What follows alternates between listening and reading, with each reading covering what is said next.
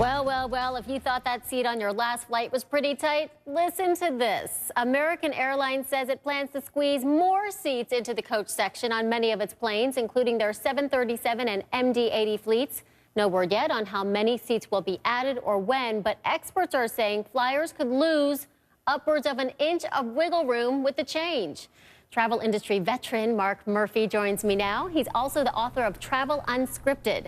So, Mark, earlier this year, U.S. Airways, American Airlines, they merged, creating the world's biggest carrier, and this is their first foray. They're one of their first moves, in addition to, of course, raising their flight change fees. So, I mean, is this just more of the same, of a bad sign of things to come?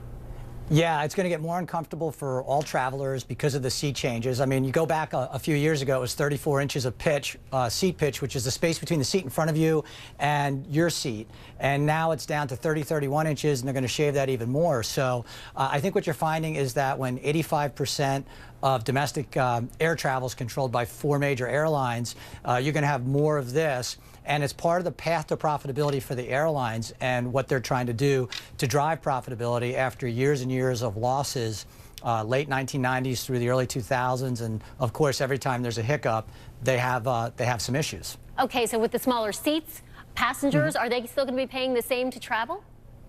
Yeah, you're probably going to be paying more to travel, which is the irony, right? So airfares are going up. One of the reasons airfares are going up is because capacity cuts have been put in place. So you have fewer aircraft flying, jamming more people into those existing aircraft. And then if you have a situation where a flight gets canceled, there's nowhere to move those people. So sometimes you're stuck in a city for the night. We just had the issue here on the East Coast with those storms a couple of days ago, and it was completely disruptive, and it's hard to get those people on their way again. Okay. So it's going to get a little more challenging. Okay, so for American Airlines 737 fleets, you say that the airline could pull in upwards of $4,000 a flight? Yes, so I think it's a little bit higher than that. It could be as much as $5,000 per flight. I'm making that assumption based on them adding 2 rows of seats, which would be 12 seats on those on that equipment, the MD-80 and the 737. If they do that, that's at full capacity, an extra $5,000 or so per day based on the average airfare, and you basically extrapolate that out across 400 of those planes flying a couple of times a day, and the impact to the bottom line of American Airlines could be $2 million additional profit daily. That's at full capacity, though. All right, so here's the big worry. You know, could American Airlines be the leader? Are other major carriers going to follow this move?